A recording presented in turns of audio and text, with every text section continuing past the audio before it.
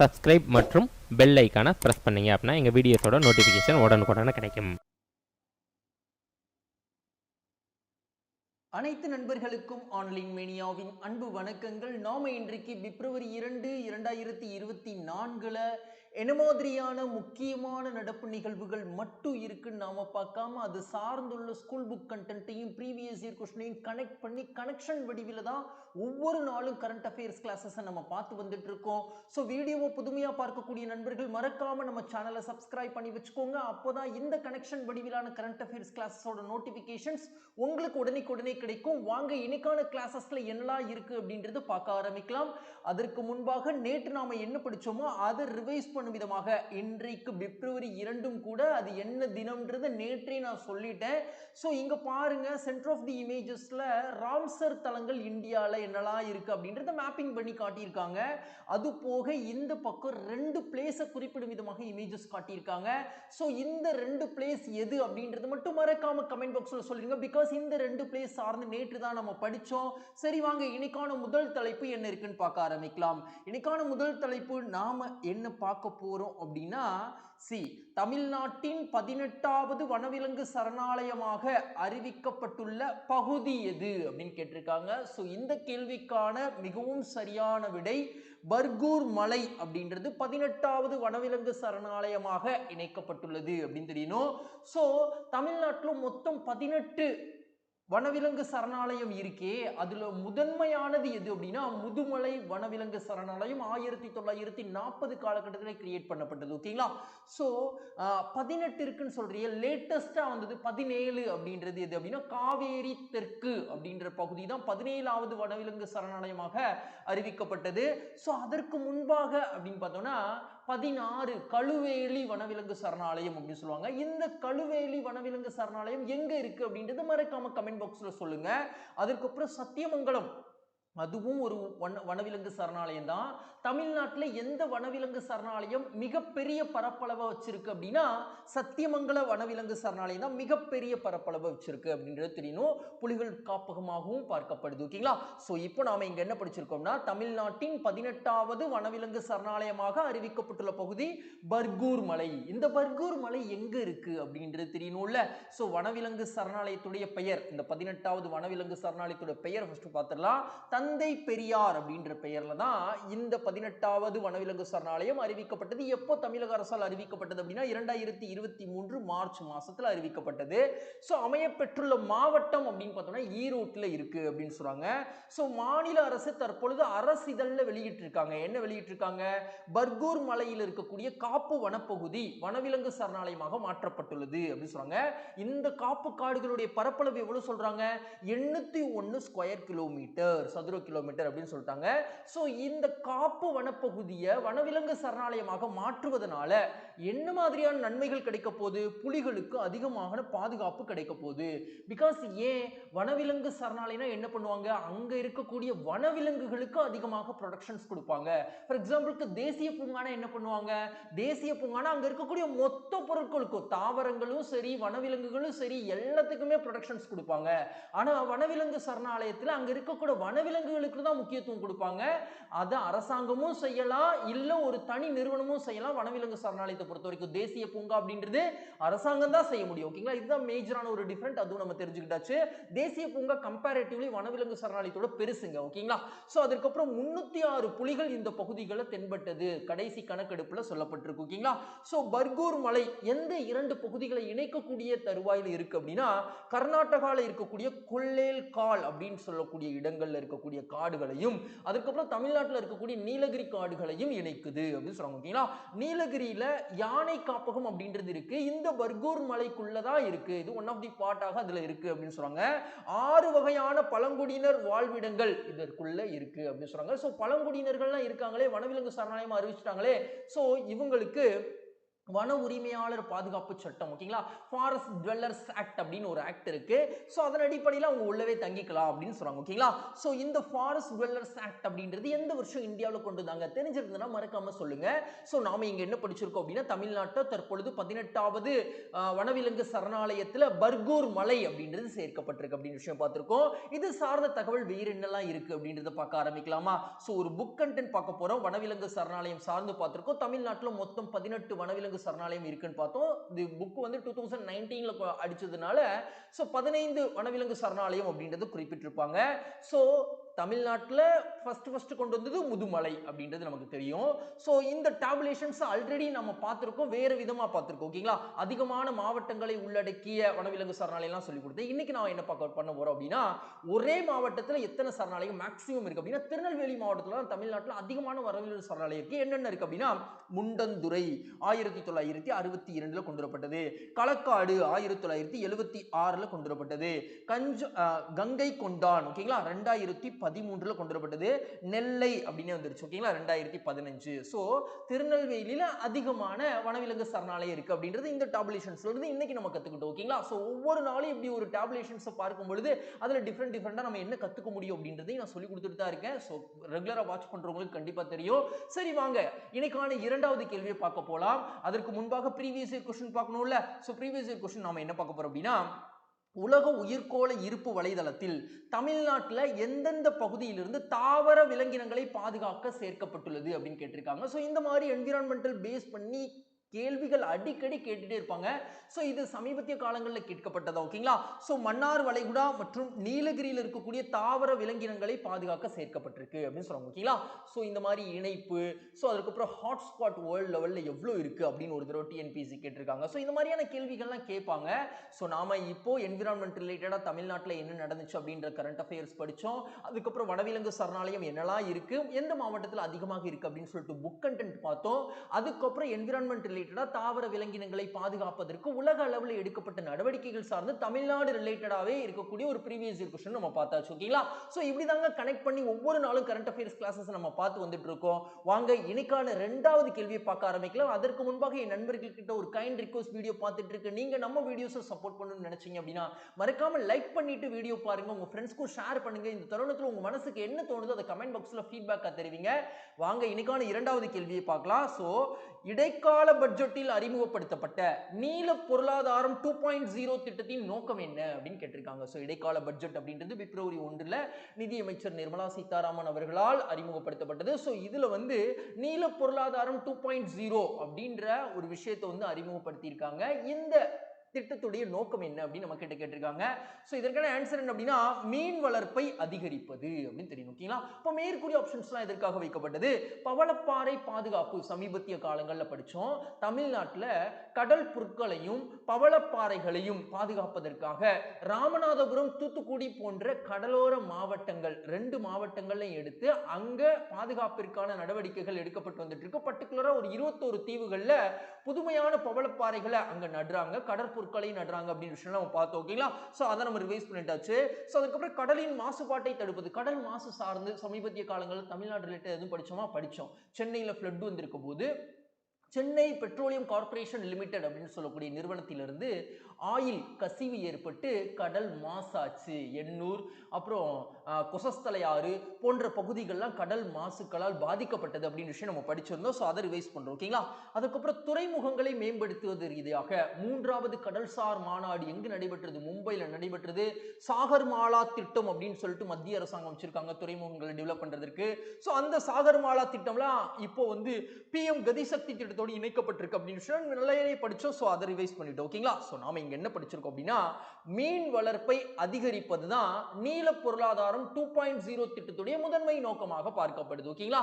சரி வாங்க இது சார்ந்து வேறு என்ன விவரங்கள் இருக்குன்னு பார்க்கலாம். நீல பொருளாதாரம் 2.0 இது குறிக்கும் செயல் எப்படி இருக்கும் அப்படின்னா, கட்டுப்படுத்தப்பட்ட நீர்வாழ் சூழல்களில் நீர்வாழ் உயிரினங்களை வளர்க்கும் முறைதான் நீல பொருளாதாரம் 2.0 ஒரு அடிப்படையான ஒரு செயல் அப்படின்னு சொல்றாங்க, ஓகேங்களா. சோ அதுக்கப்புறம் எந்த மாதிரியான ஆராய்ச்சிகள்ல ஈடுபடுவாங்க? ப்ளூ எக்கனாமியை பொறுத்த வரைக்கும் இந்திய கடல்சார் நில பொருளாதார சாத்தியக்கூறுகளை ஆராய்வாங்க அப்படின்னு சொல்றாங்க, ஓகேங்களா. சோ அது போக ஃபிக்கி அப்படின்னு சொல்லக்கூடிய ஒரு அமைப்பு, ஓகேங்களா, federation of Indian commerce and chamber industries அப்படிலாம் சொல்லுவாங்க, ஓகேங்களா. ஸோ இந்த அமைப்பு, அதாவது இந்திய வர்த்தக மற்றும் தொழில்துறை கூட்டமைப்பு, ஏற்கனவே ப்ளூ எக்கனாமி விஷன் அப்படின்னு சொல்லிட்டு 2025 ஒரு இலக்கு வச்சிருக்காங்க. ஸோ இந்த இலக்கையெல்லாம் அடைவதற்கு இந்த நீல பொருளாதாரம் 2.0 இடைக்கால பட்ஜெட்ல பேசப்பட்டது உறுதுணையாக இருக்கும் அப்படின்னு சொன்னாங்க, ஓகேங்களா. ஸோ இந்தியா இந்த நீல பொருளாதாரம் சார்ந்து டெவலப் பண்றதுக்கு என்ன மாதிரி நடவடிக்கைகள்லாம் சமீபத்திய காலங்களில் எடுத்துட்டு இருக்காங்க அப்படின்னு பார்க்கும்பொழுது, இந்தியாவுக்கான நீல பொருளாதார கொள்கை அப்படின்றது எந்த வருஷம் வெளியிடப்பட்டது? பிப்ரவரி 2021 வெளியிடப்பட்டது. இந்தியாவில் ஆழ்கடல் பணி துவக்கம் அப்படின்றது எப்போ ஆரம்பிக்கப்பட்டது? 2021 அக்டோபர் மாசம் ஆரம்பிக்கப்பட்டது. சமுத்திராயன் திட்டம் நாம படிச்சிருக்கோம், ஓகேங்களா. எத்தனாயிரம் அடி ஆழத்துல கடலை பற்றி ஆய்வு செய்வதற்கான ஒரு கருவி அப்படின்றது நம்ம படிச்சோம், நீங்க சொல்லுங்க, ஓகேங்களா. சோ அதற்கப்புறம் 3வது உலக கடல்சார் மாநாடு மும்பையில் நடைபெற்றது 2023 அக்டோபர் மாசம், ஓகேங்களா. சோ அப்ப அந்த மாநாட்டில் என்ன விஷயங்கள்லாம் பேசினாங்க? 23,000 கோடி திட்டத்திற்கான அடிக்கல் நாட்டு விழா அப்படின்றது நடைபெற்றது. 7 டிரில்லியன் மேற்பட்ட மதிப்புள்ள புரிந்துணர்வு ஒப்பந்தங்கள், 300க்கும் மேற்பட்ட புரிந்துணர்வு ஒப்பந்தங்கள் இந்த உலகளவிய கடல்சார் மாநாடு அப்போ நடைபெற்றது அப்படின்னு சொல்றாங்க, ஓகேங்களா. சோ தற்பொழுது இடைக்கால பட்ஜெட்ல இந்த நீல பொருளாதாரம் மீன்வளத்துறைக்கான நிதி ஒதுக்கீடாக எவ்வளவு ஒதுக்கி இருக்காங்க அப்படின்னா 2584.5 கோடி 2024-25க்கான இடைக்கால பட்ஜெட்ல ஒதுக்கப்பட்ட தொகை, ஓகேங்களா. சோ அதையும் நம்ம தெரிஞ்சுக்கிட்டாச்சு. சரி வாங்க, இப்போ நீல பொருளாதாரம் சார்ந்து நம்ம ஸ்கூல் புக் கண்டென்ட்ல என்ன கத்துக்க முடியும் அப்படின்றத பார்க்கலாம், ஓகேங்களா. சோ நம்ம இந்தியாவுடைய பக்கத்து நாடு மால்தீவ்ஸ், நிறைய ப்ராப்ளம் சமீபத்திய காலங்களில் போயிட்டு இருக்கு. புதிய அதிபராக முகமது மொய்ஸ் அப்படின்றவர் தேர்வு செய்யப்பட்டதுக்கு அப்புறம், ஓகேங்களா. சோ அங்க இப்ப கூட இந்தியர்கள் சுற்றுலா போறதை நிறுத்திட்டாங்க. 5வது இடத்திற்கு போயிருச்சு இந்தியர்கள் சுற்றுலா மேற்கொள்ளக்கூடிய வகையில. முதல்ல நம்ம முதலிடத்துல இருந்தோம், அதிகமான இந்தியர்கள் தான் அங்க சுற்றுலாக்கு போனாங்க. இப்போ 5வது இடத்துக்கு போயிட்டோம், ஓகேங்களா. சோ இப்போ அந்த நாடு எப்படிப்பட்ட ஒரு பொருளாதாரத்தை கொண்ட நாடுன்னு தெரியுமா? நீல பொருளாதாரத்தை அடிப்படையாக கொண்ட நாடு அப்படின்னு தெரியும், ஓகேங்களா. கடல் வளத்தை மையமாக கொண்ட நாடு தான் மால்தீவ்ஸ் அப்படின்னு தெரியும். கிட்டத்தட்ட 25,000 இந்திய மக்கள் மாலத்தீவில் பல்வேறுபட்ட துறைகள்ல பணிபுரிந்து பொருளாதார வளர்ச்சிக்கு பங்களிக்கிறாங்க. அதற்கப்புறம் என்ன சொல்றாங்க? சுற்றுலாத்துறை, அதாவது அங்க வரக்கூடிய சுற்றுலாத்துறையில 6% இந்திய சுற்றுலா பயணிகள் ஒவ்வொரு ஆண்டும் மாலத்தீவிற்கு பயணிக்கின்றனர். மேக்சிமம் இந்தியர்கள் தான் போவாங்க. சோ இப்போ ஒரு ப்ராப்ளம் வந்தது, லட்சத்தீவுக்கு இந்திய பிரதமர் போயிருந்தாங்க. சோ அது சார்ந்த அவங்க மினிஸ்டர்ஸ் சில விஷயங்கள் சொன்னதுனால இந்தியாவுக்கும் மால்தீவ்ஸுக்குள்ள ஒரு கருத்து வேறுபாடு ஏற்பட்டது. இப்போ இந்தியர்கள் அதிகமாக மால்தீவ்ஸ்க்கு செல்வதில்லை, ஓகேங்களா. சோ அதை நம்ம தெரிஞ்சுக்கிட்டாச்சு. நீல பொருளாதாரத்தை சார்ந்துள்ள ஒரு நாடு, அண்டை நாடு சார்ந்த விஷயங்கள் தெரிஞ்சுக்கிட்டாச்சு. சோ ப்ளூ எக்கனாமினா ஒண்ணுமே இல்லைங்க, கடல் சார்ந்த பொருளாதார வளர்ச்சி எப்படி டெவலப் பண்றது, இது சார்ந்த விஷயங்களை கான்சென்ட்ரேட் பண்ணுவாங்க. சரி வாங்க, இந்த நீல பொருளாதாரம் சார்ந்தெல்லாம் டிஎன்பிசி கான்சென்ட்ரேட் பண்ணுவாங்களா? அது நமக்கான கேள்வி இருக்கணும்ல. சோ ப்ரீவியஸ் இயர் क्वेश्चन பார்க்கலாம். 2023 கேட்கப்பட்டது, ஜனவரி மந்த், ஓகேங்களா, கடைசி மந்த்ல தான் கேட்கப்பட்ட கேள்வி. என்னன்னு பாருங்க. ப்ளூ எக்கனாமி டீல்ஸ் வித் அப்படின்னு கேட்டாங்க, ஓகேங்களா. நீல பொருளாதாரம் எதனுடன் தொடர்புடையது அல்ல அப்படின்னு ரொம்ப அழகா தமிழ்ல கொடுத்திருக்காங்க. ஆனா blue economy not deals with கொடுத்துருக்கணும், ஆனா அவங்க குறிப்பிடாம விட்டுட்டாங்க, ஓகேங்களா. சோ இந்த கேள்வி ரெண்டுலயுமே பார்த்து வச்சுக்கோங்க. ஆனா இங்கிலீஷ்ல இருக்கிறது தான் கரெக்ட்னு சொல்லுவாங்க, ஆனா இங்கிலீஷ்ல அங்க தப்பா இருக்கு, ஓகேங்களா. சோ இங்க பாருங்க, மீன் உற்பத்தி அதிகரித்தல், மீன் உற்பத்தி அதிகரித்தல் நீல பொருளாதாரத்துடன் தொடர்புடையது. மீன் தொடர்புடைய செயல்களில் இளைஞர்களை செயல்பட வைத்தல், கரெக்டா? கரெக்ட். தேன் உற்பத்தி அதிகரித்தல் இல்ல. அதுக்கப்புறம் மீன் ஏற்றுமதி அதிகரித்தல், சரி. அப்போ கொடுக்கப்பட்ட விஷயங்கள்ல எது தவறானது? 3 மட்டும் தவறானது. அப்போ ஆன்சர்ஸ் கரெக்டா குறிப்பிட்டிருக்காங்க, ஆனா இங்கிலீஷ்ல கேள்வி கொஞ்சம் தவறா இருக்கு, கொஞ்சம் பார்த்துக்கணும், ஓகேங்களா. சரி, அடுத்து வேற என்ன இருக்குன்னு பார்க்கலாமா? அடுத்த விஷயம் நாம என்ன பார்க்க போறோம் அப்படின்னா, உலகின் மிகச்சிறிய மற்றும் அழகான கால்நடை இனத்தின் பெயர் என்ன அப்படின்னு கேட்டிருக்காங்க. சோ இந்த கேள்விக்கான மிகவும் சரியான விடை புங்கனூர் அப்படின்னு தெரியும், ஓகேங்களா. புங்கனூர் கால்நடை தான் உலகிலேயே மிகச்சிறிய மற்றும் அழகான கால்நடை இனம் அப்படின்னு சொல்றாங்க, ஓகேங்களா. இது இந்தியாவை பூர்வீகமாக கொண்டது, ஓகேங்களா. ஆந்திர பிரதேசத்துல தான் இதோடைய தோற்றம் அப்படின்னு சொல்றாங்க. சோ மேற்கூறிய ஆப்ஷன்ஸ்லாம் எதற்குப்பா? நம்ம சயின்ஸ் புக் நல்லா படிச்சிருந்தோம்டா இந்த உம்பளச்சேரி, காங்கேயம், புலிக்குளம் இப்படின்ற வார்த்தையெல்லாம் நம்ம கேள்விப்பட்டிருப்போம். இதெல்லாம் என்னது? தமிழ்நாட்டை பிறப்பிடமாக கொண்ட இழுவை மாடுகள் அப்படின்னு தெரியும், ஓகேங்களா. சோ அதுக்கப்புறம் முர்ரா அப்படின்றது பஞ்சாப், ஹரியானாவை பிறப்பிடமாக கொண்ட எருமை பாலினத்தை சார்ந்தது. ஓகேங்களா? சோ அதை நம்ம தெரிஞ்சுக்கிட்டாச்சு. சோ புங்கனூர் அப்படின்ற பசுமாடு உலகின் மிகச்சிறிய மற்றும் அழகான கால்நடை இனமாக பார்க்கப்படுது. சரிப்பா, ஏன் இப்போ இதை படிச்சுட்டு இருக்கோம் அப்படின்ற ஒரு டவுட் இருக்கும்ல, சோ அதை கிளாரிஃபை பண்ணிடலாம். சோ புங்கனூர் மாடு பிறப்பிடம் ஆந்திரா சித்தூரை கொண்டது அப்படின்றது தெரியணும். சோ பயன்பாடு பால் கறவை மாடாக பயன்படுது. சோ விவசாயத்திற்கும் அலைடாக அதை பயன்படுத்துறாங்க.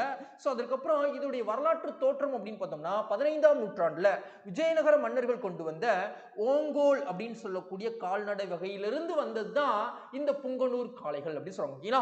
சோ உயரம் அப்படின்னு பார்த்தோம்னா 70 இருந்து 90 சென்டிமீட்டர் உயரம் தான் இருக்கும் அப்படின்னு சொல்றாங்க. சோ எடை 115 இருந்து 200 கிலோகிராம் குள்ள இருக்கும். சோ நிறம் மேக்ஸிமம் வெள்ளை நிறத்துல இருக்கும், இல்ல வெளிர் சாம்பல் அல்லது வெளிர் சிவப்பு கலர்ல இருக்கும். ஓகேங்களா? சோ சிறப்பு என்ன அப்படின்னா உலகின் மிகச்சிறிய கூம்புகளை கொண்ட கால்நடையாக இது பார்க்கப்படுது. ஓகேங்களா? சோ தற்போதைய பிரபலத்திற்கு காரணம் என்ன? தற்போது இந்தியாவில் இந்த கால்நடை இனம் வந்து பிரபலமாக இருக்கு. ஓகேங்களா? பர்டிகுலரா எப்பைக்கு அப்புறம் அப்படின்னா மகர சங்கரந்தி அப்படின்னு சொல்லக்கூடிய விழாவிற்கு அப்புறம், ஓகேங்களா, அந்த விழாவை கொண்டாடும் பொழுது இந்திய பிரதமர் அவர்கள் இந்த வகை பசுவை மக்களிடையே விழிப்புணர்வு ஏற்படுத்துவதற்காக உணவளித்து கவனத்தை ஈர்க்க வச்சிருக்காங்க. ஓகேங்களா? சோ அதற்கப்புறம் இந்தியாவில் லேட்டஸ்டா தற்பொழுது பிரபலமாயிட்டு இருக்கக்கூடிய ஒரு கால்நடை இனமாக இது பார்க்கப்படுது. சோ உலகிலேயே ரொம்ப உயரம் கம்மியாகவும் ரொம்ப கியூட்டான ஒரு கால்நடையாகவும் புங்கனூர் கால்நடை இருக்கு அப்படின்றத நம்ம படிச்சிருக்கோம். ஓகேங்களா? சரி, இப்போ கால்நடை சார்ந்து படிச்சாச்சு. அப்ப கால்நடை சார்ந்து நம்ம ரிவைஸ் இது புக் கண்டென்ட் பார்க்கணும்ல, புக் கண்டென்ட் பார்க்கலாமா? இங்க பாருங்க, உள்நாட்டை அதாவது இந்தியாவை தாயகமாக கொண்ட கறவை பசுவை மாடுகள் அப்படின்னா நம்ம எதெல்லாம் சொல்லலாம்? சாகிவால், சிவப்பு சிந்தி, தியோனி, கிர். நம்ம கான்செப்ட்லாம் நல்லா படிச்சிருவோம். அந்த டைப்ஸை வந்து லேசா ரீட் பண்ணிட்டு போயிருப்போம். அந்த டைப்ஸ் தான் கேள்வியா வந்திருக்கும். ஓகேங்களா? ஸோ அதனால இந்த மாதிரி டைப்ஸ் எல்லாம் வரும்பொழுது கொஞ்சம் கவனம் எடுத்து கொஞ்சம் பொறுமையாவே நல்லாவே படிச்சிருங்க. ஓகேங்களா? கிளையாறுகள்லாம் நம்ம எப்படி பொறுமையா கவனமா படிப்போமோ அது மாதிரி இதையும் நம்ம படிச்சிடணும். ஓகேங்களா? சோ இங்க பாருங்க, அடுத்து பாருங்க, தமிழ்நாட்டை தாயகமாக கொண்ட இழுவை மாடுகள்ல காங்கேய மாடு அப்படின்றது நம்ம ஆப்ஷன்ஸ்ல பார்த்தோம். அதுக்கப்புறம் புலிக்குளம் மாடு. புலிக்குளம் மாடு அப்படின்றது மதுரை மாவட்டத்தில் கம்பம் பள்ளத்தாக்கு பொதுவாக காணப்படும் ஜல்லிக்கட்டு மாடாகவும் இது அறியப்படுகிறது. இது நிலத்தை உரமேற்றுவதற்கும் உழவு செய்வதற்கும் பயன்படுது அப்படின்னு சொல்றாங்க. ஓகேங்களா? சரி, அடுத்து வேற என்ன இருக்குன்னு பார்க்கலாமா? அடுத்த விஷயம் நம்ம என்ன பார்க்க போறோம் அப்படின்னு பாருங்க, இந்தியால ஒவ்வொரு உயிரினத்தையும் காப்பதற்கும் ஒவ்வொரு மாதிரியான திட்டங்கள்ல நம்ம போட்டிருக்கோம். ஓகேங்களா? சோ அந்த மாதிரியான விஷயங்கள் தான் பார்க்க போறோம். சிறுத்தை திட்டம் அப்படின்றது எங்க அறிமுகப்படுத்தப்பட்டிருக்கு? ஆப்ஷன் 3ல குணோ தேசிய பூங்கால அறிமுகப்படுத்தப்பட்டிருக்கு. நமீபியால இருந்து வாங்கிட்டு வந்து இந்திய பிரதமர் அவர்களுடைய பிறந்த தினத்தப்ப அறிமுகப்படுத்தி விட்டோம். ஓகேங்களா? சஞ்சீவினி திட்டம் அப்படின்றது ஹிமாச்சல் பிரதேசல கால்நடைகளை பராமரிப்பதற்கான ஒரு திட்டம்ங்க, சஞ்சீவினி திட்டம், அது தெரியணும். அதுக்கப்புறம் சிங்கம் திட்டம் அப்படின்றது பர்தா வனவிலங்கு சரணாலயத்தில். ஓகேங்களா? சோ அதுக்கப்புறம் காணமயில் திட்டம் பாலைவன தேசிய பூங்கா. ஓகேங்களா? இதெல்லாம் அறிமுகப்படுத்தப்பட்ட இடம், அதையும் நம்ம தெரிஞ்சுக்கிட்டாச்சு. அடுத்து வேற என்ன இருக்குன்னு பார்க்கலாம். அடுத்த விஷயம் நம்ம என்ன பார்க்க போறோம் அப்படின்னா இந்தியாவின் முதல் நதிகள் இணைக்கும் திட்டத்தின் படி எந்த 2 நதிகள் இணைக்க முடிவு செய்தனர் அப்படின்னு கேட்கப்பட்டிருக்கு. ஓகேங்களா? சோ நதிகள் இணைப்பு திட்டம் இந்தியாவில் ப்ராஜெக்ட் ஃபர்ஸ்ட் ப்ராஜெக்டா எந்த 2 நதிகளை இணைப்பதா பிளான் பண்ணியிருந்தாங்க அப்படின்னு கேட்கப்பட்டிருக்கு. சோ இது ரொம்ப நாளைக்கு முன்னாடி பிளான் பண்ணதா, இப்போ என்ன தகவல் அப்படின்றது நம்ம பார்க்கலாம். ஓகேங்களா? சோ இதற்கான ஆன்சர் என்ன அப்படின்னா கென் மற்றும் பெத்வா நதிகளை இணைப்பதற்கான முதல் திட்டம், இந்தியாவின் முதல் நதிகள் இணைக்கும் திட்டமாக இது பார்க்கப்படுது. ஓகேங்களா? சோ இப்போ மேற்கூறிய ஆப்ஷன்ஸ்லாம் இதற்காக வைக்கப்பட்டது. ஆப்ஷன் ஏ, ராவி மற்றும் பியாஸ் இந்த நதியின் பங்கீடுகளுக்காக எந்த மாநிலம்லாம் சண்டை போட்டுக்கிறாங்க? பஞ்சாப், ஹரியானா, ராஜஸ்தான் அப்படின்னு தெரியும். ஓகேங்களா? சோ கிருஷ்ணா நதிநீரின் பங்கீட்டிற்காக எந்த மாநிலம்லாம் சண்டை போட்டுக்கிறாங்க? கர்நாடகா, தெலுங்கானா, மகாராஷ்டிரா. ஓகேங்களா? இந்த மாநிலங்கள்லாம் சண்டை போட்டுக்கிறாங்க. அப்போ வம்சதாரா அப்படின்னு சொல்லக்கூடிய இந்த ரிவரோடைய தண்ணிக்காக ஒடிசா மற்றும் ஆந்திர பிரதேசம் சண்டை போட்டுக்கிறாங்க. அதுக்கப்புறம் மகதாயி அப்படின்னு சொல்லக்கூடிய நதிநீர் பங்கீட்டிற்காக கோவாவும் கர்நாடகாவும் சண்டை போட்டுக்கிறாங்க. ஓகேங்களா? சோ அதுக்கப்புறம் காவேரி அப்படின்னு பார்க்கும் பொழுது கர்நாடகா, தமிழ்நாடு, கேரளா, புதுச்சேரி. சோ இதெல்லாம் இந்தியாவில் இருக்கக்கூடிய ரிவர் வாட்டர் டிஸ்பியூட் ஏற்படுத்தக்கூடிய ரிவர்ஸ். ஓகேங்களா? சோ அதை நம்ம தெரிஞ்சுக்கிட்டாச்சு. சோ இதெல்லாம் நம்ம நல்லாவே தெரிஞ்சுக்கணும், நம்ம புக்லயும் இருக்கு. ஓகேங்களா? சோ கென் மற்றும் பெத்வாயை இணைக்கக்கூடிய திட்டம் தான் இந்தியாவில் முதல் நதிகள் இணைப்பு திட்டமாக பார்க்கப்படுது. ஓகேங்களா? சோ இந்த திட்டம் எப்போ கொண்டு வந்தாங்க? 2021 கொண்டு வந்துட்டாங்க, மார்ச் 22ஆம் தேதி. மார்ச் 22 என்ன தினம்பா? அது தெரிஞ்சதுன்னா மறக்காம கமெண்ட் பாக்ஸ்ல சொல்லுங்க. சோ திட்ட செயல்பாட்டிற்கான முத்தரப்பு ஒப்பந்தம் சென்ட்ரல் கவர்மெண்ட்டும் அப்புறம் உத்தரப்பிரதேசமும் அப்புறம் மத்திய பிரதேசமும் சேர்ந்துதான் முத்தரப்பு ஒப்பந்தம் அப்படின்றது 2021 போட்டாங்க. திட்டத்திற்காக அமைக்கப்பட வேண்டியவை என்ன அப்படின்னா மத்திய பிரதேசத்துல பன்னா புலிகள் காப்பகம் அப்படின்றது இருக்கு. ஸோ இந்த பன்னா புலிகள் காப்பகத்துக்குள்ள அந்த நதி அப்படின்றது ஓடுது. ஸோ அதுல தௌத்தான் அப்படின்ற அணையும் அதுக்கப்புறம் 2 சுரங்கப்பாதைகளை அமைக்கணும். இந்த அணையையும் சுரங்கப்பாதைகளையும் அமைப்பதற்கு அரசாங்கமும் டெண்டர் விட்டுட்டே இருக்காங்க. எந்த நிறுவனமே டெண்டருக்கு வரமாட்டாங்க. 3வது முறையாக டெண்டருடைய காலக்கெடுவை கூட்டிட்டே போயிருக்காங்க. இப்பதான் 3வது முறை எக்ஸ்டெண்ட் பண்ணிருக்காங்க மார்ச் 5 வரைக்கும் அப்படின்னு சொல்லி. ஓகேங்களா? சரி, வராததற்கு காரணம் என்ன? இந்த ப்ராஜெக்டை முடிக்கணும்னா 5000 இருந்து 6000 கோடி அப்படின்றது தேவைப்படும். ஓகேங்களா? பிளஸ் அது வந்து பன்னா புலிகள் காப்பகத்துக்குள்ள இருக்கு. என்விரான்மெண்டல் கிளியரன்ஸ்லாம் வேற வாங்கணும். சோ இதுல நிறைய ப்ராஃபிட் கிடைக்காது, இதுக்கு நிறைய கஷ்டப்படணும் அப்படின்னு சொல்லிட்டு நிறைய நிறுவனங்கள் என்ன பண்ண மாட்டாங்க அப்படின்னா இந்த டெண்டர்ஸை எடுக்க வர மாட்டாங்க. அரசாங்கமும் என்ன பண்ணிட்டு இருக்காங்க, தேதியை ரீஃபண்ட் பண்ணி பார்த்துட்டு இருக்காங்க. ஓகேங்களா? சோ அரசு தற்பொழுது என்ன முடிவெடுத்திருக்காங்கன்னா பிப்ரவரி 2ல பொது அறிவிப்பாணையை வெளியிட்டிருக்காங்க. நேஷனல் வாட்டர் டெவலப்மெண்ட் ஏஜென்சி 1978 காலகட்டத்தில் உதயமானது. சோ இந்த அமைப்பு என்ன சொல்றாங்க, எல்லா டெண்டர்ஸ் எடுக்கக்கூடிய மக்கள்லாம் வாங்க, இதுல என்ன ப்ராப்ளம் இருக்கு அப்படின்றத நம்ம எல்லாரும் பேசி சால்வ் பண்ணிக்கலாம் அப்படின்னு சொல்லியிருக்காங்க. ஓகேங்களா? சோ இந்த திட்டத்திற்கான செயல் இயக்குனர் யாரு அப்படின்னா பிரசாத் குமார் தீக்ஷித் அப்படின்னு சொல்லுவாங்க. ஓகேங்களா? சோ நாம இங்க என்ன பார்த்திருக்கோம், இந்தியாவின் முதல் நதிகள் இணைப்பு திட்டத்தோட எந்த நதிகள் ரெண்டை இணைக்கிறாங்க, கென் மற்றும் பெத்வா. அதற்கு முத்தரப்பு ஒப்பந்தம் மத்திய அரசு, உத்தரப்பிரதேசம், மத்திய பிரதேசம். இதெல்லாம் நமக்கு நல்லாவே தெரிஞ்சிருக்கணும். ஓகேங்களா? சரி, வாங்க அடுத்து வேற என்ன இருக்குன்னு பார்க்கலாம். அடுத்த விஷயம் நம்ம என்ன பார்க்க போறோம் அப்படின்னா இந்த நதிநீர் சார்ந்து 2 அமைப்புகளை பார்க்க போறோம். நதி ஆணையம் ஃபர்ஸ்ட் பார்க்கிறோம். இந்த நதி ஆணையம் அப்படின்றது நதி ஆணையங்கள் சட்டம் 1956 மாநிலங்களுக்கு இடையான நதிகளை மேலாண்மை செய்வதற்காக மாநிலங்களுக்கு பரிந்துரைகளை வழங்குவதற்கு நதி ஆணையத்தை உருவாக்கியது அப்படின்னு சொல்லுவாங்க. ஓகேங்களா? அதுக்கப்புறம் நதிநீர் தீர்ப்பாயம், இதுவும் நதிநீர் சிக்கல்கள் சட்டம் 1956 படி உருவாக்கப்பட்டது. அரசமைப்பு உறுப்பு ஆர்டிகல் 262 படி உருவாக்கப்பட்ட ஒரு அமைப்பு அப்படின்னு சொல்லிட்டாங்க. அப்போ இது வந்து ஒரு ஸ்டாச்சுட்டரி பாடி. சமவெளி மாநிலங்கள் இடையான நதிநீர் குறைகளை ஒழுங்குபடுத்துவது இந்த சட்டத்துடைய முதன்மையான நோக்கமாக பார்க்கப்படுது. சோ இந்த பிரச்சனைகளை கிளியர் பண்றதுக்கு இந்த ட்ரிபியூனல் அப்படின்றது உருவாக்கப்பட்டது அப்படின்னு சொல்லிட்டாங்க. ஓகேங்களா? அடுத்து வேற என்ன இருக்குன்னு பார்க்கலாமா? அடுத்த விஷயம் ஒரு ப்ரீவியஸ் இயர் क्वेश्चन நம்ம பார்க்க போறோம். சோ அணைகள் கட்டுவதுலாம் ப்ராப்ளம் இருந்தது.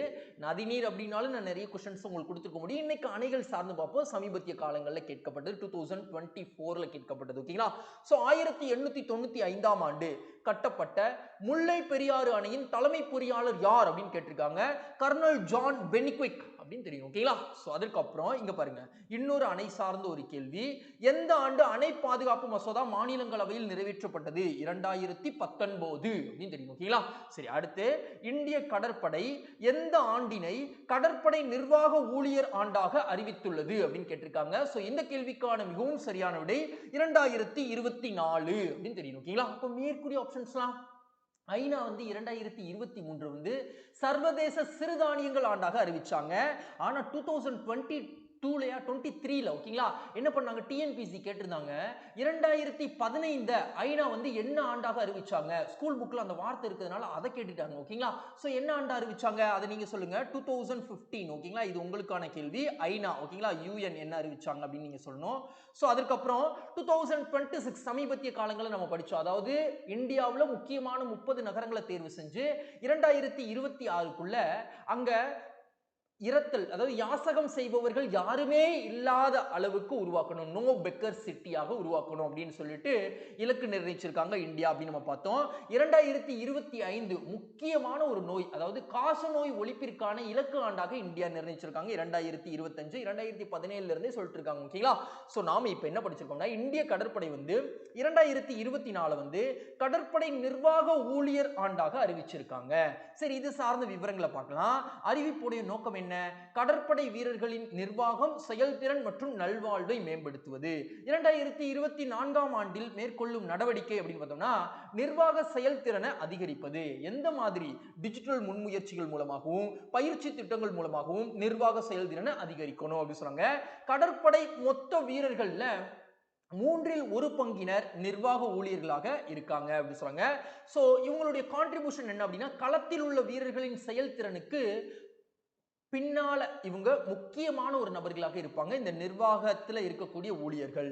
நிர்வாக ஊழியர்களுடைய முக்கியத்துவம் என்ன அப்படின்னா, எப்போதும் போருக்கு தயாரான நிலையில கப்பற்படை கடற்படை இருப்பதற்கு காரணமாக இருக்கக்கூடியவங்க, நம்பகத்தன்மை வாய்ந்த செயலை செய்யக்கூடியவங்க, ஒருங்கிணைந்த மற்றும் எதிர்கால ஆதாரங்களை கிரியேட் பண்ணக்கூடியவங்க அப்படின்னு சொல்லுவாங்க. ஓகேங்களா? சோ அப்போ நாம 2024ஆம் ஆண்ட கடற்படை வந்து என்ன சொல்லிருக்காங்க, கடற்படை நிர்வாக ஊழியருக்கான ஒரு ஆண்டாக அறிவிச்சிருக்காங்க. ஓகேங்களா?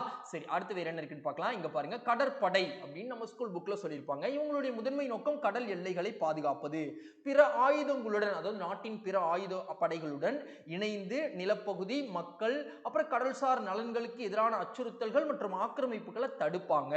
சோ அட்மிரல் அப்படின்னு சொல்லக்கூடிய 4 நட்சத்திர அந்தஸ்து கொண்ட கடற்படை தளபதியால் வழிநடத்தப்படும் இந்த படை அப்போ 3 கடற்படை பிரிவுகளை உள்ளடக்கியது இந்தியன் நேவி அப்படின்னு சொல்லிட்டாங்க. தற்பொழுது இந்திய கடற்படையின் தளபதியாக விளங்கக்கூடியவங்க யாரு அப்படின்றது நீங்க சொல்லுங்க. இது உங்களுக்கான கேள்வி. அடுத்து டிஎன்பிஎஸ்சி ப்ரீவியஸ் இயர் क्वेश्चन பார்க்கலாம். இந்தியன் நேவி சார்ந்தே 2023ல கேட்கப்பட்டது. பின் வருவனவற்றுள் எது இந்திய கடற்படையின் புதிய அடையாள சின்னமாக நிசானில் காணப்படவில்லை அப்படின்னு கேட்டிருக்காங்க. புனித ஜார்ஜ் சிலுவை அது அப்போதான் நீக்கி இருப்பாங்க. சோ அதனால இதை கேட்டிருக்காங்க. ஓகேங்களா? அடுத்து வேற என்ன இருக்குன்னு பார்க்கலாம். இந்தியாவின் மிகப்பெரிய முதலாவது உலகளாவிய பாரத போக்குவரத்து வாகன கண்காட்சி 2024 நடைபெறக்கூடிய இடம் எது அப்படின்னு கேட்டிருக்காங்க. சோ டெல்லியில பாரத மண்டபத்தில் நடைபெற போகுது. சோ மேற்கூறிய ஆப்ஷன்ஸ் 37வது இந்திய சர்வதேச தோல்பொருள் கண்காட்சி சென்னையில நடைபெற்றது நம்ம பார்த்தோம். ஒடிசா அப்படின்றது 75வது குடியரசு தின அணிவகுப்பிற்கான அலங்கார ஊர்திகள்ல முதலிடம் பிடிச்சது அப்படின்னு நம்ம பார்த்தோம். கேரளால என்ன பண்ணாங்க, செதில்கள்ல இருந்து மீன் செல்கள்ல இருந்து, அது கடல் மீன்களை என்ன பண்றாங்க, செல்கள்ல இருந்து மீன்களாக உற்பத்தி பண்ணக்கூடிய ஆய்வு கொச்சியில ஈடுபட்டிருக்காங்க அப்படின்னு விஷயம் பார்த்தோம். ஓகேங்களா? சோ அதெல்லாம் நம்ம சமீபத்திய காலங்களில் படிச்சதை ரிவைஸ் பண்ணிருக்கோம்.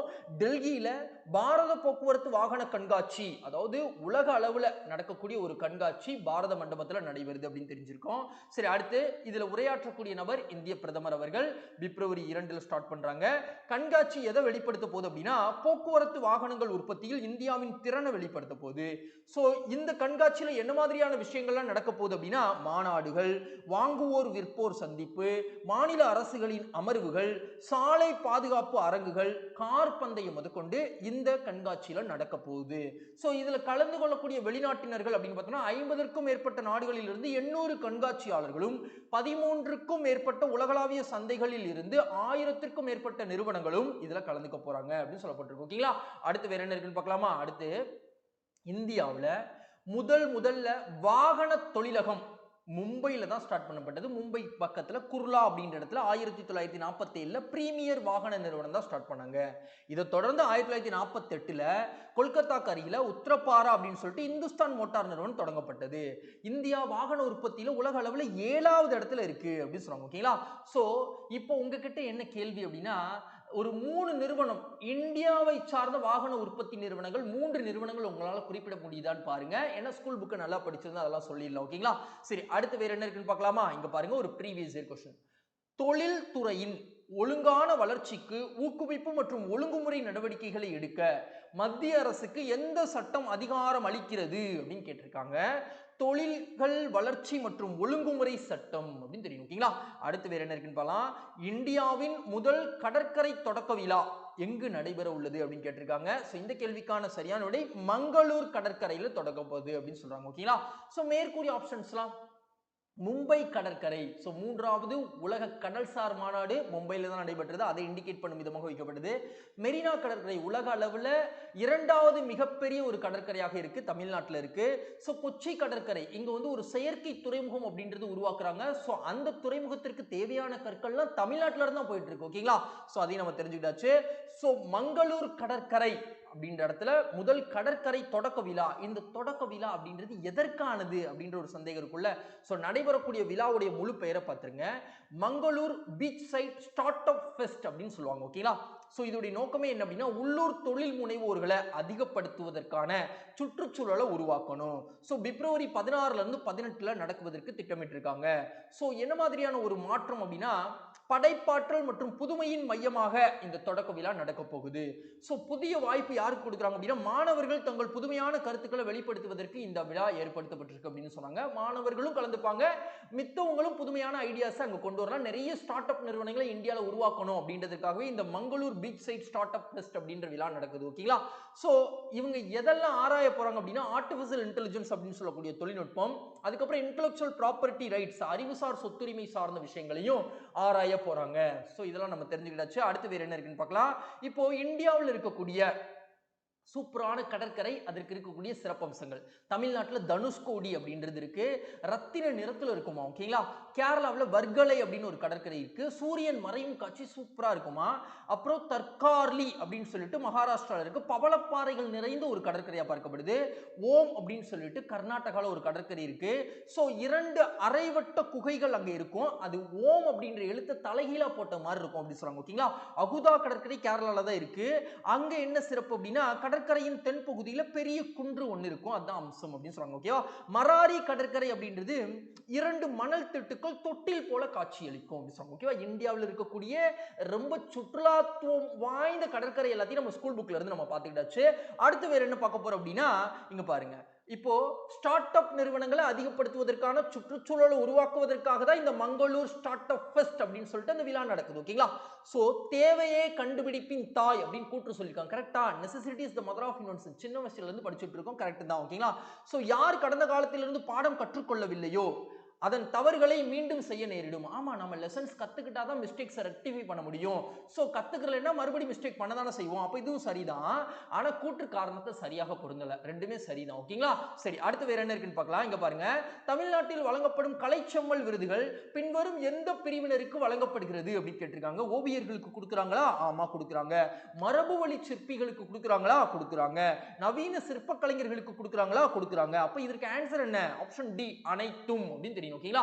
சரி, இப்போ இது சார்ந்த விவரங்களை ஏன் படிச்சுட்டு இருக்கோம்? தற்பொழுது தமிழக அரசு என்ன அறிவிச்சிருக்காங்கன்னா 3 ஆண்டுகளுக்கான, அதாவது 2021, 22, 23ஆம் ஆண்டிற்கான 18 கலைஞர்கள், ஒரு ஆண்டிற்கு தலா 6 கலைஞர்கள் தேர்வு செஞ்சு கலைச்செம்மல் விருது வழங்குறாங்க. சோ தொடர்புடைய துறை அப்படின்னா தமிழ்நாடு அரசு கலை பண்பாட்டுத்துறை தான் இந்த விருதுகளை வழங்குவதற்கு உறுதுணையான ஒரு துறை. ஓகேங்களா? சோ தேர்வானவர்கள் மரபு வழி நவீன பாணி நுண்கலை வல்லுநர்களில் அரும் பெரும் சாதனையாற்றிய வல்லுநர்களை தான் தேர்வு செஞ்சிருக்காங்க. இவங்களுக்கு பரிசு தொகையாக 1 லட்சம் ரூபாய் கொடுப்பாங்க. சோ இவங்களெல்லாம் யார் தேர்வு செஞ்சா? இதற்காக ஒரு தேர்வு குழு அமைக்கப்பட்டது. சோ அந்த தேர்வு குழுவின் தலைவராக ரா காந்தி அவர்கள் தலைவராக இருந்தாங்க. இவங்க யார் அப்படின்னா தமிழ்நாடு அரசின் கலை பண்பாட்டுத்துறையோட இயக்குநராக இருக்கக்கூடியவங்க. சோ விருது வழங்கப்பட உள்ள இடம் அப்படின்னு பார்த்தோம்னா சென்னை அரசு இசைக்கல்லூரியில பிப்ரவரி 5ஆம் தேதி தமிழ் வளர்ச்சித்துறை அமைச்சர் அவர்கள் தலைமையில இந்த விருதுகள் வழங்க போறாங்க. ஓகேங்களா? சரி, அடுத்து வேற என்ன இருக்குன்னு பார்க்கலாம். அடுத்த விஷயம் நம்ம என்ன பார்க்க போறோம் அப்படின்னா ஓவியர்களுக்கும் இந்த கலைச்செம்மல் விருது அப்படின்றது கொடுக்குறாங்க நம்ம பார்த்தோம். சோ ஓவியம் அப்படின்ற வார்த்தை தமிழ்ல எந்த எழுத்துல இருந்து வந்தது? இது ஜிகே புக்ல இருந்து எடுக்கப்பட்டது, தமிழ் புக்ல இருந்து இல்ல. ஓகேங்களா? ஒவ்வு என்ற வினைச்சொல்லில் இருந்து தோன்றியதே ஓவியம் அப்படின்னு சொல்லிட்டாங்க. ஒவ்வு என்பதற்கு ஒன்றை பற்று அல்லது ஒன்றை போலவே இருத்தல் அப்படின்னு தோணுது. ஓகேங்களா? சோ அதுக்கப்புறம் ஓவு ஒவ்வு இந்த சொல்ல ஓவியத்தை குறிக்குது அப்படின்னு சொல்லிட்டாங்க. அப்போ காட்சி ஓவியம்டா, தான் கண்ட காட்சியை அப்படியே வரைஞ்சா அது காட்சி ஓவியம். மனதில் கற்பனை செய்ததை வரைஞ்சோம்னா கற்பனை ஓவியம் அப்படின்னு சொல்றாங்க. சொற்கள் தோன்றுவதற்கு முன்பாகவே ஓவியம் தோன்றிவிட்டதுன்னு சொல்றாங்க. வேட்டை காட்சிகள்லாம் பழங்கால மனிதர்கள் அவங்க வாழக்கூடிய குகைகள்ல தீட்டினாங்க அப்படின்னு பார்த்தோம். சோ அவங்க தீட்டுவதற்கு என்ன மாதிரியான விஷயங்களை பயன்படுத்துறாங்க? பச்சிலை சாறு, செம்மண், விலங்குகளின் கொழுப்புகளை பயன்படுத்துறாங்க. சோ இதெல்லாம் ஓவியம் சார்ந்த விஷயங்களை நம்ம ஸ்கூல் புக்ல இருந்து தெரிஞ்சுக்கிட்டாச்சு. அடுத்து வேற என்ன பார்க்க போறோம் அப்படின்னா சமீபத்திய நிகழ்வுடன் சரியாக பொருத்துக அப்படின்றத பார்க்கிறோம். பூனம் பாண்டே அவர்கள் வந்து ஹாலிவுட் நடிகை. ஓகேங்களா? சோ அவங்களுக்கு வந்து கருப்பை வாய் புற்றுநோய் ஏற்பட்டு வயது 32ல இறப்பு நேரிட்டு இருக்கு. ஓகேங்களா? சரி, அடுத்த விஷயம் மை பாரத் தளம் அப்படின்ற ஒரு தளம் வந்து இளைஞர்களுக்கு லீடர்ஷிப் குவாலிட்டியை வளர்த்து கொடுக்கக்கூடிய ஒரு தளமாக பார்க்கப்படக்கூடிய தளம் 3 மாதங்கள்ல 1.45 கோடி இளைஞர்களை ஈர்த்திருக்கு அப்படின்னு சொன்னாங்க. சர்வதேச கைவினை பொருட்கள் விழா எங்க குரு சூரஜ்கண்ட் அப்படின்னு சொல்லக்கூடிய இடத்துல நடக்குது. இந்த சூரஜ்கண்ட் எந்த மாநிலத்தில் இருக்கு அப்படின்றத நீங்க சொல்லுங்க. சோ இதை யார் தொடங்கி வைக்க போறாங்கன்னா இந்திய குடியரசுத் தலைவர் தொடங்கி வைக்க போறாங்க. சோ யூபிஎஸ்சி அமைப்பு இருக்குல்ல, யூனியன் பப்ளிக் சர்வீஸ் கமிஷன், இந்த யூபிஎஸ்சிக்கு புதிய உறுப்பினர் தேர்வு செய்யப்பட்டிருக்காங்க. அவங்களுடைய பேர் திரு சஞ்சய் வர்மா அப்படின்னு சொல்றாங்க. தமிழக வெற்றி கழகம் அப்படின்னு சொல்லிட்டு தமிழ்நாட்டுல புதிய கட்சியை தோற்றுவிச்சிருக்காங்க. அவங்க யாரு அப்படின்னா நடிகர் விஜய் அவர்களால் தோற்றுவிக்கப்பட்ட ஒரு கட்சியாக பார்க்கப்படுது. ஓகேங்களா? சரி, வாங்க இன்னைக்கான ப்ரீவியஸ் இயர் கொஸ்டின் இது சார்ந்து என்ன இருக்குன்னு பார்க்கலாம். சோ இது சார்ந்து ப்ரீவியஸ் இயர் கொஸ்டின் நானே உங்ககிட்ட கேட்கிறேன். ஒரு கட்சி ஒருத்தவங்க ஆரம்பிக்கணும் அப்படின்னு முடிவு பண்ணிட்டாங்கன்னா, இது கேட்கப்பட்ட கேள்வி ஜனவரி 2024. ஓகேங்களா? ஒரு கட்சி ஒருத்தவங்க ஆரம்பிக்கணும் முடிவு பண்ணிட்டாங்கன்னா எலெக்ஷன்ஸ் கமிஷன்ஸ்ல எவ்வளவு நாளுக்குள்ள ரெஜிஸ்ட்ரேஷன் பண்ணி ஆகணும் அப்படின்றத சொல்லுங்க. ஓகேங்களா? இது உங்களுக்கான கேள்வி. அடுத்து பாருங்க, கலைஞர் ஸ்போர்ட்ஸ் கிட் திட்டத்தின் தொடக்க விழா எங்கு நடைபெற உள்ளது அப்படின்னு கேட்கப்பட்டிருக்கு. சோ இந்த கேள்விக்கான சரியான விடை ஆப்ஷன் பி, திருச்சியில நடைபெற இருக்கு. சோ மேற்கூறிய ஆப்ஷன்ஸ்லாம் எதற்காக வைக்கப்பட்டது? சென்னை, கோவை, மதுரை அப்படின்றதுலாம் இந்த 4 சிட்டில தான் தமிழ்நாட்டுல 6வது கேலோ இந்திய விளையாட்டு போட்டி அப்படின்றது நடைபெற்றது. பதக்கப்பட்டியல நாம 2வது இடத்தை பிடிச்சோம் அப்படின்றத பார்த்தோம். முதல் இடத்தை எந்த ஸ்டேட் பிடிச்சாங்கன்றதை நீங்க சொல்லுங்க. சோ திருச்சியில கலைஞர் ஸ்போர்ட்ஸ் கிட் திட்டம் தொடங்க போறாங்க. அது என்னப்பா ஸ்போர்ட்ஸ் கிட் திட்டம் அப்படின்னா, கிராமப்புறத்துல, அதுவும் கிராமப்புறம் தமிழ்நாட்டுல 12,000 கிராமப்புறத்துல இருக்கக்கூடிய இளைஞர்களின் விளையாட்டு திறனை மேம்படுத்துவதற்காக அவங்க விளையாடக்கூடிய ஏதுவான வகையில விளையாட்டு பொருட்கள் வழங்கக்கூடிய ஒரு திட்டமாக இது பார்க்கப்படுது. ஓகேங்களா? சோ இந்த திட்டம் தான் திருச்சியில பிப்ரவரி 5 காலகட்டத்தில் தொடங்கி வைக்க போறாங்க. ஓகேங்களா? சோ அதை நம்ம தெரிஞ்சுக்கிட்டாச்சு. அடுத்து வேற என்ன பார்க்க போறோம் அப்படின்னா, ஒரு குயிக் ரிவிஷன் தான். பர்கூர் மலை அப்படின்றது 18வது வனவிலங்கு சரணாலயம், தமிழ்நாட்டின் 18வது வனவிலங்கு சரணாலயத்தில் சேர்க்கப்பட்டிருக்குன்னு பார்த்தோம். நீல பொருளாதாரம் 2.0 மீன் உற்பத்தி அதிகரிப்பதற்கான திட்டம். சோ நம்மளுடைய இடைக்கால பட்ஜெட்ல இது சார்ந்த விஷயங்கள் என்னெல்லாம் பேசினாங்கன்னு பார்த்தோம். அழகான கால்நடையாக இந்தியாவில், அதாவது உலக அளவிலே சூப்பரா இருக்கக்கூடிய கியூட்டஸ்ட் ஒரு கவ்வாக எது இருக்கு அப்படின்னா புங்கனூர் கால்நடை அப்படின்னு நம்ம பார்த்தோம். சோ அதுக்கப்புறம் முதல் நதிகள் இணைக்கும் திட்டம் பென் டு கெத்வா அப்படின்னு நம்ம பார்த்தோம். அதுக்கப்புறம் கடற்படை நிர்வாக ஊழியர்கள் ஆண்டாக 2024 கடற்படை அனுசரிச்சிருக்காங்கன்னு பார்த்தோம். பாரத போக்குவரத்து வாகன கண்காட்சி டெல்லியில நடைபெறுதுன்னு பார்த்தோம். முதல் கடற்கரை தொடக்க விழா கர்நாடகாவில் இருக்கக்கூடிய மங்களூர்ல தொடங்குறாங்கன்னு பார்த்தோம். கலைச்செம்மல் விருது ஓவியர்களுக்கும் நவீன கால சிற்பிகளுக்கும் மரபு வழி சிற்பிகளுக்கும் வழங்கப்படக்கூடிய ஒரு விருதுன்னு பார்த்தோம். தமிழக வெற்றி கழகம் நடிகர் விஜய் அவர்களால் தோற்றுவிக்கப்பட்ட ஒரு கட்சியாக பார்க்கப்படுது. சோ கலைஞர் ஸ்போர்ட்ஸ் கிட் திட்டம் திருச்சியில அது தொடங்குறாங்க. தமிழ்நாட்டு விளையாட்டுத்துறை அமைச்சர் அவர்களால் தொடங்கி வைக்கப்படுது அப்படின்னு விஷயம் பார்த்தோம். ஓகேங்களா? சோ இன்னைக்கான தகவல் முடிஞ்சது ஃப்ரெண்ட்ஸ். உங்களுக்கு இந்த தகவல்கள் பிடிச்சிருந்தது அப்படின்னா மறக்காம லைக் பண்ணிடுங்க, உங்க ஃப்ரெண்ட்ஸ்க்கு ஷேர் பண்ணிடுங்க. முக்கியமா வீடியோ எப்படி இருக்கு அப்படின்ற உங்களுடைய சஜஷன்ஸை கமெண்ட் பாக்ஸ்ல தெரிவிங்க. தேங்க்யூ. நாளைக்கு சந்திக்கலாம்.